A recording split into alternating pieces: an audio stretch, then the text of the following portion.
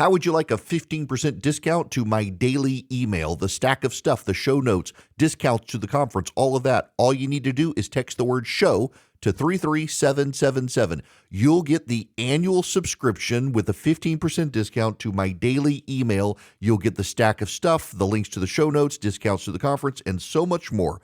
All you have to do is text the word show, SHOW, to 33777. Text show to 33777.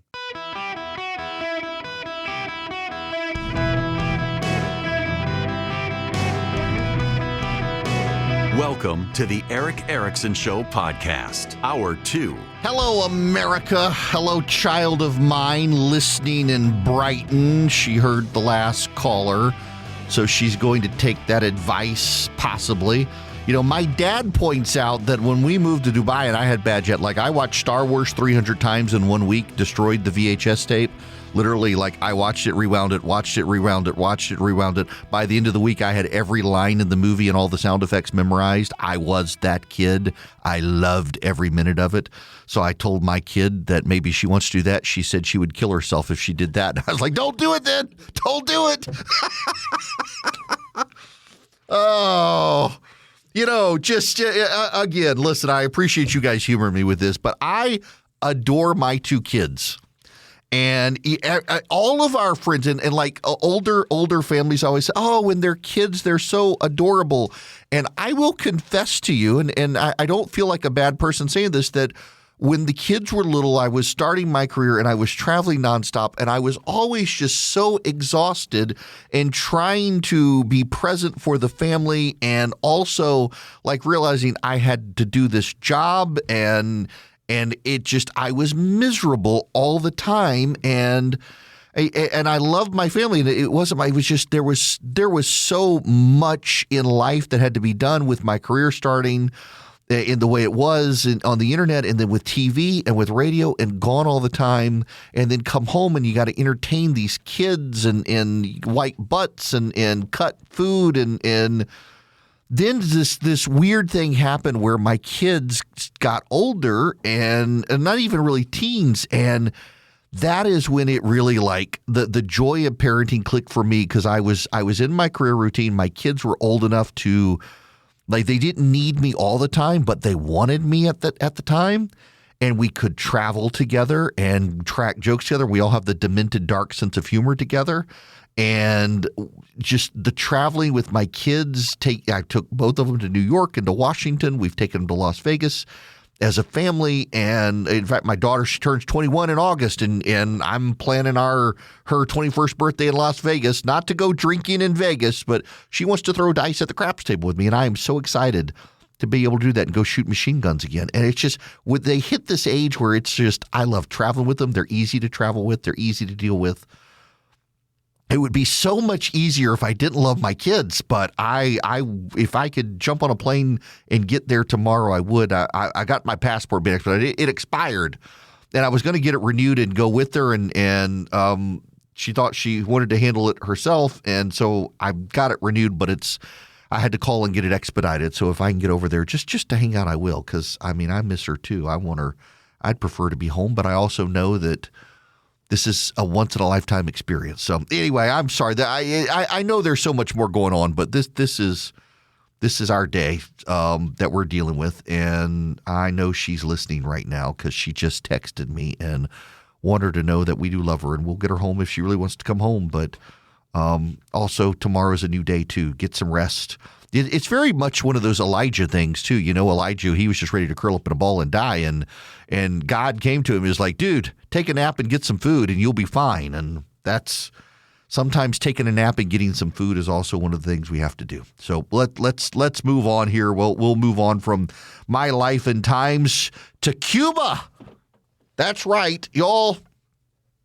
Can I confess, just between us, I want to confess something. This is going to sound like it's a tangent, and I promise it is not a tangent, and it's Philip's fault. So Philip started working for me right out of college, and he and his brother are cigar aficionados. I mean, these people, I think they came out of the womb smoking cigars. They have smoked cigars forever. It stunted their growth, among other things. and they really enjoy cigars. I'm like, all right, I've tried them a couple of times and never really cared for them, and then started hanging out with them and smoking cigars, and I found some that I really like. And a buddy of mine who may or may not be my lawyer sent me a website in Switzerland, and you can order real Cuban cigars from Switzerland. And they get around the Cuban embargo because if you order less than 25, there's an exemption and customs doesn't care. And so you can get in 25 at a time through this particular website. And it is called Cigar One. This isn't an ad. It's in Switzerland. And I have found some of the Romeo and Juliet cigars and some of the Cohiba Cuban cigars. And okay, like, my friends who are really into cigars, like Phillips, were, oh, I can taste the leather. I can taste the spice. I can taste it tastes good, or just like bourbon. I don't understand the people who drink bourbon like, oh, the overt tone of caramel and vanilla, and I can taste that this was placed in a charred white oak barrel, and I can. No, you can't. No, you cannot. You're not a wine snob. And the wine snob is like, oh, I can taste this was made in the rare dark earth of Chardonnay. No, you cannot taste that. You're just a snob who's pretending you can't do it. But I can taste the difference. And now there's this cigar I like. I'm not going to even tell Philip, note Charlie and Fisher and Philip, I'm not even going to tell them the name of the cigar that I have discovered that is filled with Cuban tobacco, and you can buy them by the bushel because it's considered unlisted tobacco. They send it to Costa Rica. And the barnyard flavor. Like, I've had these people, including Phil, say, oh, this has a barnyard. What the hell is a barnyard flavor? And they're like, it's a good flavor. I was like, all right, does it taste like hay, cow manure, what? They're like, oh, it's a barnyard flavor. It's got it all. I don't understand what that flavor is supposed to be. All I know is I can taste good tobacco. So all of this is a roundabout way to say the invasion of Cuba is apparently going to happen this year, and I'm excited by it because I want Cuban cigars. They're really good. You can tell the difference. That is right. Our Cuban Secretary of State has his whole life plotted regime change in Cuba, and now, according to the Wall Street Journal, the United States is actively seeking regime change in Cuba by the end of the year. According to multiple reporters, many of them with Cuban last names, reporting from Mexico City, Washington, and Miami, the Trump administration has assessed that Cuba's economy is close to collapse and that the government has never been this fragile after losing a vital benefactor in Nicolas Maduro. Officials don't have a concrete plan to end the communist government that has held power on the Caribbean island for almost 7 decades, but they see Maduro's capture and subsequent concessions from his allies left behind as a blueprint and a warning for Cuba.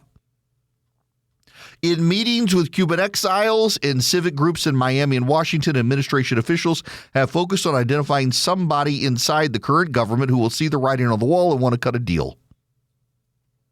While the U.S. hasn't publicly threatened to use military force in Cuba, Trump officials privately say the brazen raid that distracted Maduro should serve as an implicit threat to Havana. U.S. intelligence assessments have painted a grim picture of the island's economy, plagued by chronic shortages of basic goods, medicines, and frequent blackouts, according to people familiar with the analysis.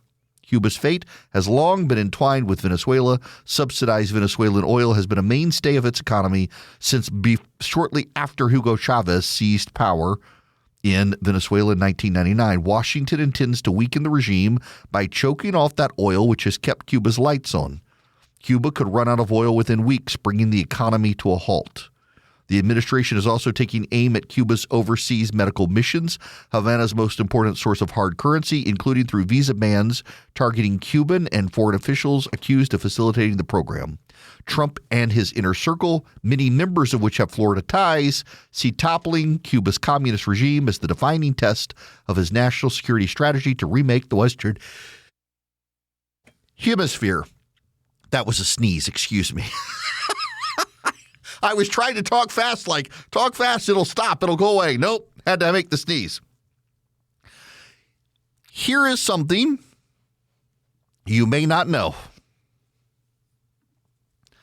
Marco Rubio was a potential target of Cuban assassination. The Cubans at one point viewed Marco Rubio as such a threat that they wanted to end Marco Rubio. And, well, I'm sorry, I'm trying not to laugh that the Cubans wanted to end Marco Rubio and now he's going to end them. I mean, y'all, it's just poetic justice. These are bad people. They are really bad people. Now, there are a couple of problems, and let's be realistic about the couple of problems here.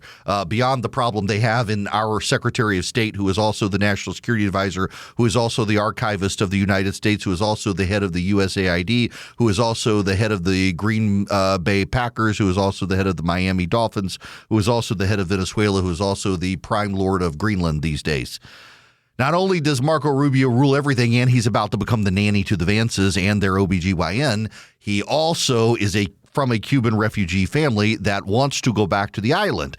The downside for us and Rubio in this is that the Cuban people have become overwhelmingly complacent and apathetic.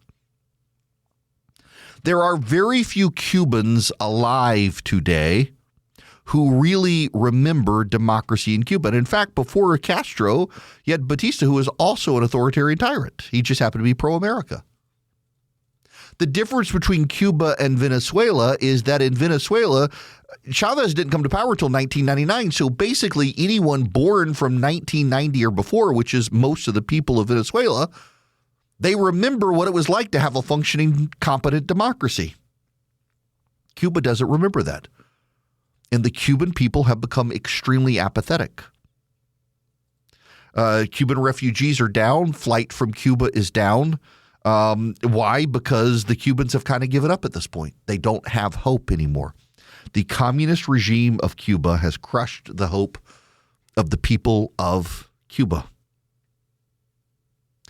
I mean, go back to Elian Gonzalez in the 1990s. It became a huge thing. And what did Bill Clinton do? There was that horrible picture of the agent holding the kid at gunpoint, it seemed. And they sent Elian Gonzalez back, who was sent to a communist re-education camp and has been trotted out in the media more than once as a pro-communist sympathizer of the regime now. It broke the spirit of the Cuban people when Bill Clinton sent a kid back to Cuba like that. And it's gotten worse over time. George W. Bush was so focused on ending al-Qaeda that he gave up the Western Hemisphere, and China began to spread in the Western Hemisphere. To President Trump's immense credit, he's been very committed to getting the Western Hemisphere back. Once we've liberated Cuba, maybe we can try to liberate Canada from the Chinese. There is an upside, though, and this is a trading offset. The Cuban diaspora around the world, and particularly in the United States of America, where the families of the Cuban refugees went, those are vibrant, thriving, wonderful communities. Have y'all been to Little Havana? Have you been down to Miami? Have you been to Tampa, to the cigar community down there in Tampa? A lot of them Cuban refugee families. These are like salt of the earth people. It are some of my favorite people to go hang out with. I realize I'm friends with Anna Navarro, and most of y'all just roll your eyes at that and stuff. Her husband, Cuban refugee family, they're just fun people to be around. The food is great. The cigars are great. The time is great. The people are great. And they love America. They love freedom. And they're just great people to be around. And you allow the Cuban diaspora to go back to Cuba. Cuba is going to be one of the great countries of the Western Hemisphere and a solid friend of the United States. I would love to go to Cuba, but not with the communists in charge. And to see that this president has committed himself to a legacy of regime change of our enemies in the Western Hemisphere, it warms my heart. The Democrats would never do this, and Donald Trump will. And Marco Rubio could one day not just be president of the United States, but president of Cuba as well. That would be kind of funny to see Marco Rubio rebuilding Cuba. Would Ted Cruz go too? I don't know. Ted doesn't actually speak Spanish. I think he's working on it. Marco does.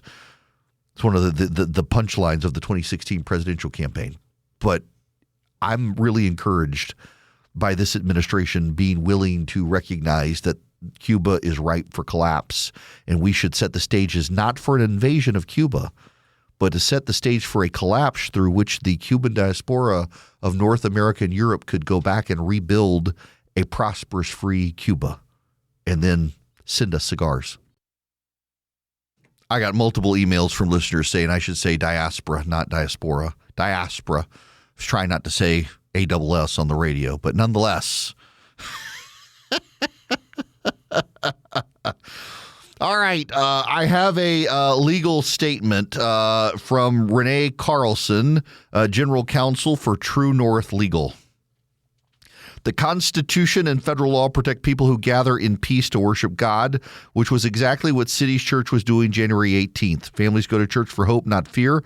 I know from personal experience that City's Church is about loving its neighbors and serving the city. The church's actions speak louder than the words of the people who shattered the peace of the church. The First Amendment does not allow premeditated plots or coordinated actions to violate the sanctity of a sanctuary, disrupt worship, and intimidate small children. There is no press pass to invade a sanctuary or to conspire to interrupt religious services. The Constitution protects citizens from threats against fundamental rights by the government, but it also requires government to protect those same rights when they are jeopardized by private actors. True North Legal is proud to represent City's Church and is grateful the Justice Department is taking violations of religious liberty seriously. Doug Wardlow, Director of Litigation, also announces that it is outrageous that instead of doing their jobs and protecting Minnesotans' rights, state officials like Keith Ellison choose to mock the invasion of a church. The U.S. Department of Justice is acting decisively, and we are exploring legal options. There you go. Now, y'all, I am really excited by my new advertiser, Incogni, INCOGNI. Why am I excited? Because I have dealt with this issue myself in my life, having had people go online, find my information from data brokers to harass me and my family. And there are places out there that you can go if you know where to turn and have them work to get rid of those threats online. Incogni makes it available to the masses. You don't have to be a high-profile VIP to get harassed. It happens. Incogni, again, INCOGNI. That's how it's spelled. Right now, you can get 60% off the regular price when you use my name. All you do is go to incogni.com/Eric, ERICK. Remember the K. So www.incogni.com/Eric, you get 60% off. They work in the background to wipe your personal data from people search sites, data brokers, hidden databases where people can go if they want to dox you, harass you, get your information. Your personal information is often for sale. You could go online. If you don't believe me, go online, put in your name and phone number. You will be surprised what comes up more likely than not. Or put in your name and where you're from. You'll be surprised. They can even show your neighbors and who you're kin to. Go to incogni.com/Eric and help them protect your privacy online. Oh, my friends listening out in Sacramento, this one is for you. I've been dying to get the story. We talked a little bit about it yesterday. Gavin Newsom. Poor Gavin. He really wants to be president of the United States. Not since Gollum found the ring have I seen someone treat something as precious as him treating the presidency. He wants it so bad.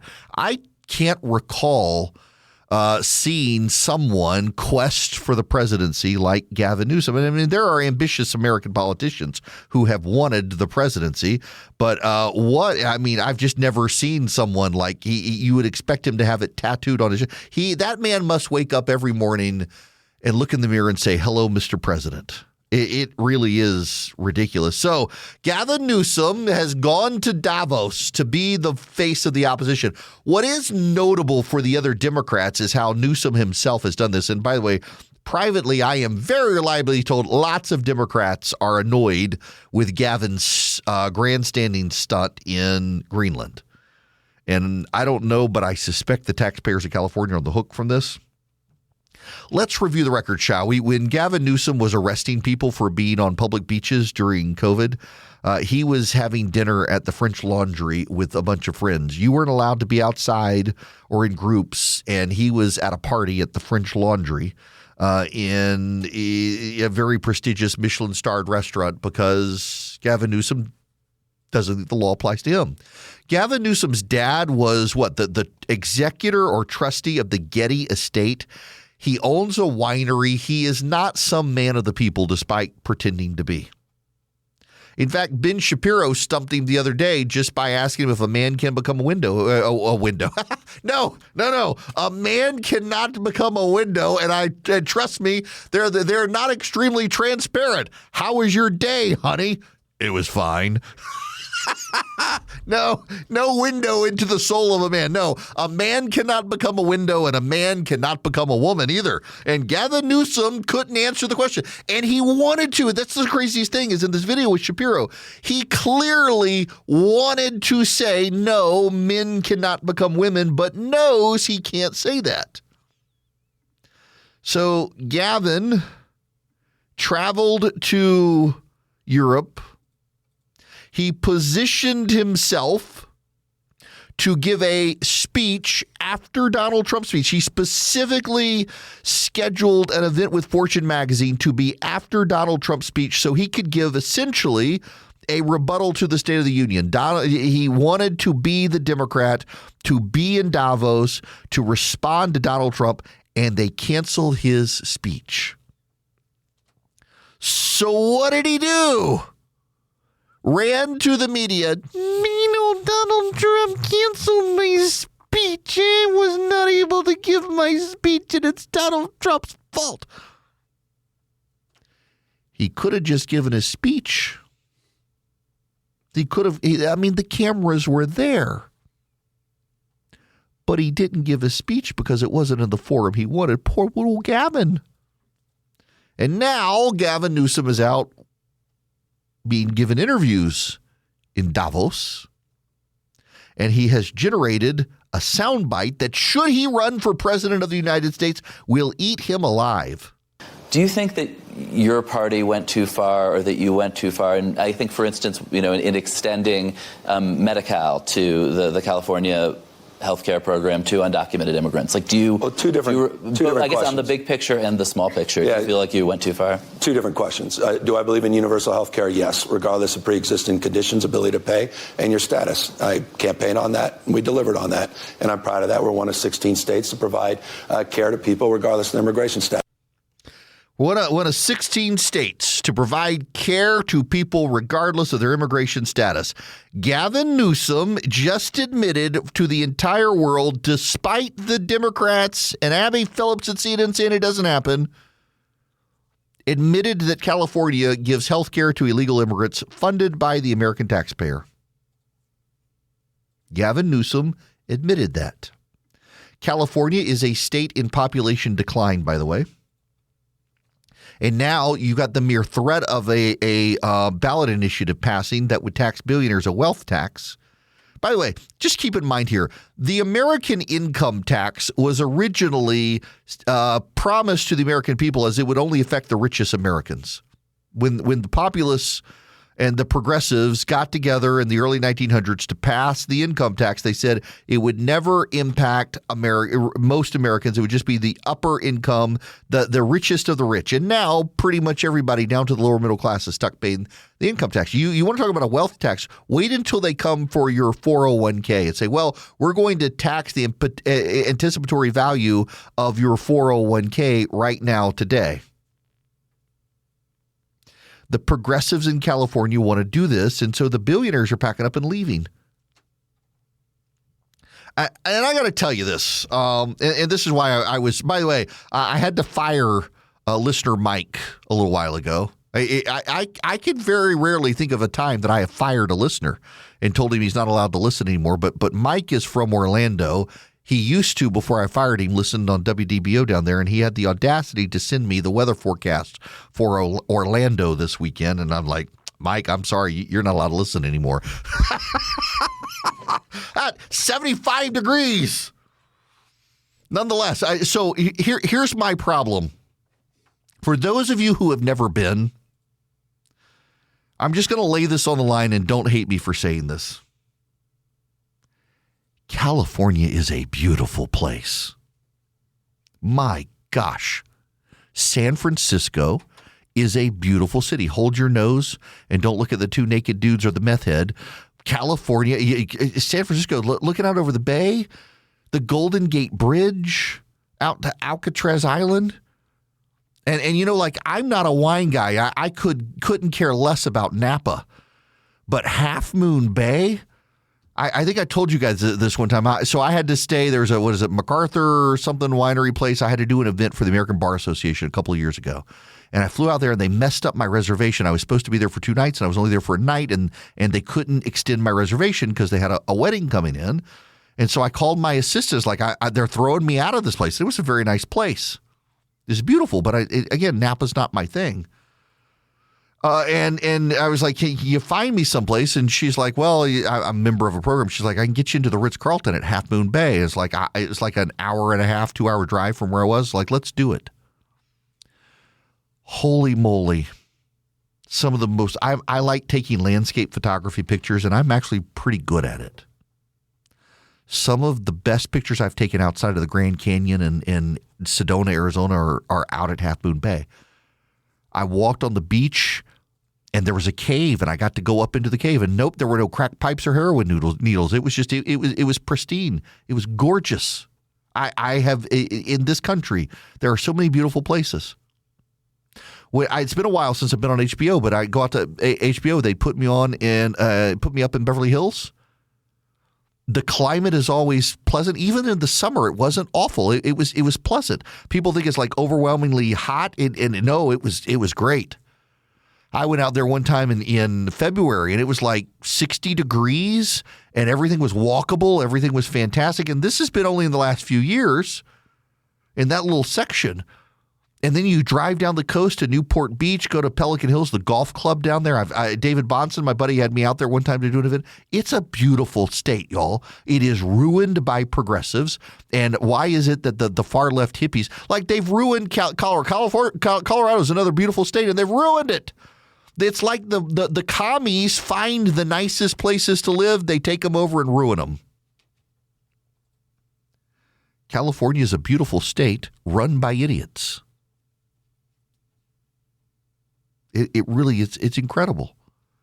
And people are leaving the beauty of that state because of the political policies of guys like Gavin Newsom. And here comes Newsom to try to be the Democrats' messiah, to rescue them from the wilderness of Trump. And he gets on stage and admits very proudly California gives illegal aliens benefits. He's chased capital from the state. And on top of that, Newsom's in this weird position where Newsom is opposed to this ballot measure that would do a wealth tax on the billionaires. Because even Newsom understands, and a lot of his friends are the billionaire class. They love him. You get to a level of wealth, I think, in this country where you can spite everyone else. And all these people who have become very wealthy through our capitalist system are now communists who hate the system because really what it is, they don't want other people to compete against them. The Goliaths are always scared of David. And Newsom's like, we can't do this wealth tax. It would be a bad idea. But the SEIU, I think it is the one, Service Employee International Union, they're the ones pushing for this wealth tax. And you've already got the Google guys are leaving the state. Peter Thiel is abandoning the state. All of these billionaires who had committed to the prosperity of California, they're fleeing the state. I don't know if Zuckerberg's going to go or not. I don't know about some of these other founders out there, but it's going to wreck the founder economy. That was, the quintessential story of California. Hewlett Packard starting in that garage. Apple has now bought the land. They preserved the garage where the Hewlett Packard garage was. You got all these founders of technology who gave birth to the technology in California, and now they're fleeing the state. And it's sad to see. The economic measures, so the CEO of Citadel is also at Davos, and he's talking about the Democrats' economic policies, in particular the Biden policies. You can say the guy's a Republican. He is, but he's a Republican because of the economic measures of the Democrats. You cannot imagine how painful it was each and every day under the Biden administration to look at what new crazy proposal was being put into place to solve a problem that didn't even exist. Our constant friction at Citadel with the government across umpteen different aspects of our business was exhausting. And to have that literally end on one day, Election Day, just gives you so much energy as an entrepreneur to go back and build your damn business. So the biggest sea change I've seen across American executives has been just like the giant sigh of relief. I can now go and focus on building my business. And that prior administration, we happen to be a creditor of Spirit. Their merger with JetBlue was stopped. Spirit's in bankruptcy today. There were so many decisions that were so poorly thought out in terms of economic consequences. It cost the U.S. economy dearly. It did. And those economic measures play out on a micro scale in California. By the way, you should know that Democratic strategists do not like Newsom. In fact, most Democratic governors don't.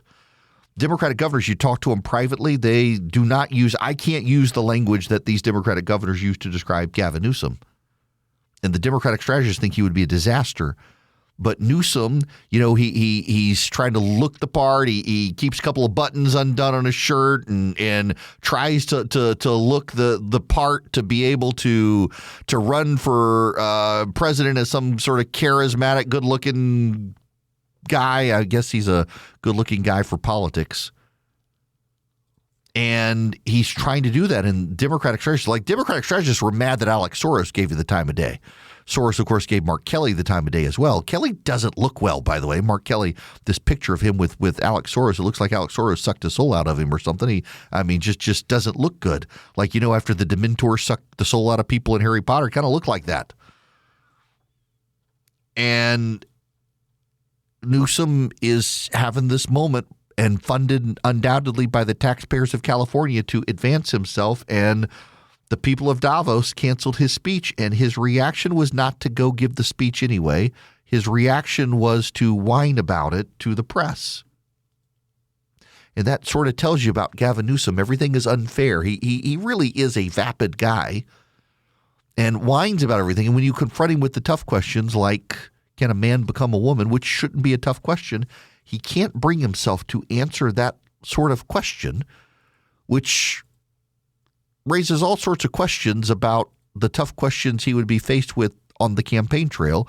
And they are ones Democratic strategists are hoping they can avoid him having to answer by avoiding having him become the Democratic nominee. Nobody wants Gavin Newsom except Gavin Newsom.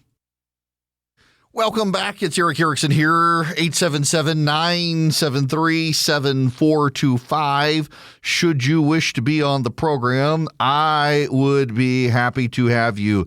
The Democrats, I think, are really going to regret the Epstein stuff.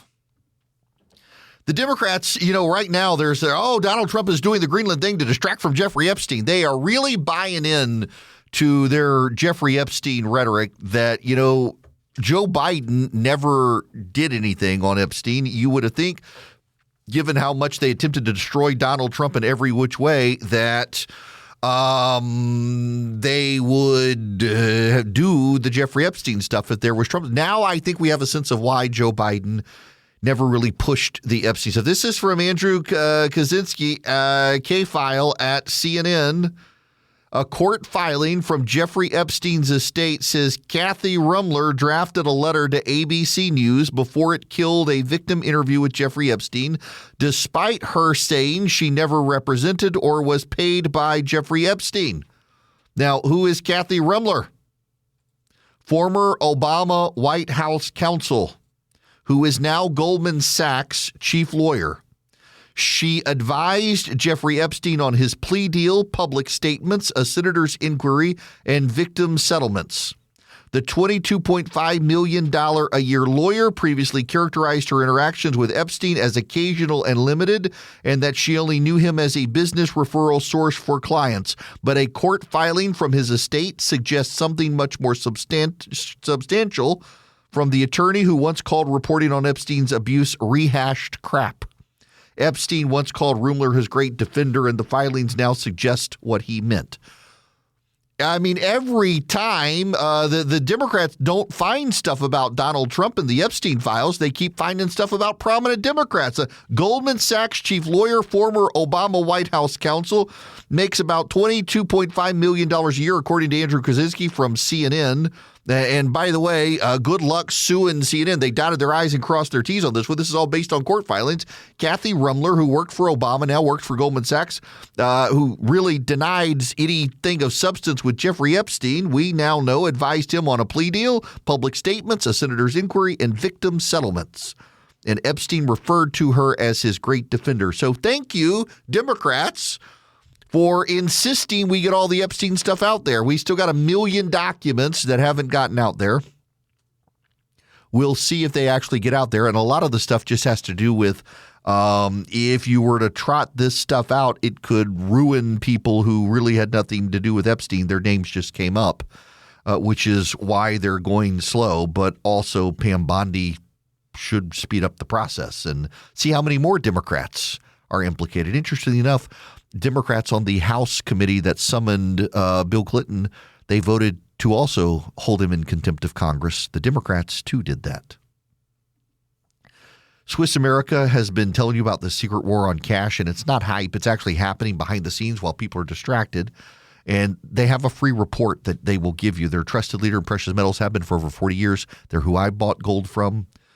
The report breaks down what's really going on with global currencies, debt, why hard assets like gold and silver are back in focus and skyrocketing right now. All you have to do is call or text 800-289-2646 to get your free copy. Just mention Eric when you call or text 800-289-2646. Now, by the way, you can also subscribe to their YouTube channel, Swiss America Trading. They got a podcast on YouTube. It keeps you informed about the BRIC nations, global power shifts, the rise and fall of precious metals, industry leaders, what it could mean for precious metals. They keep you really informed in this stuff.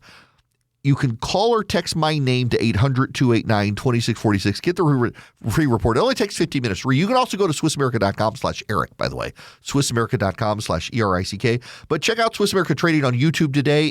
Get the free report. Message and data rates may apply.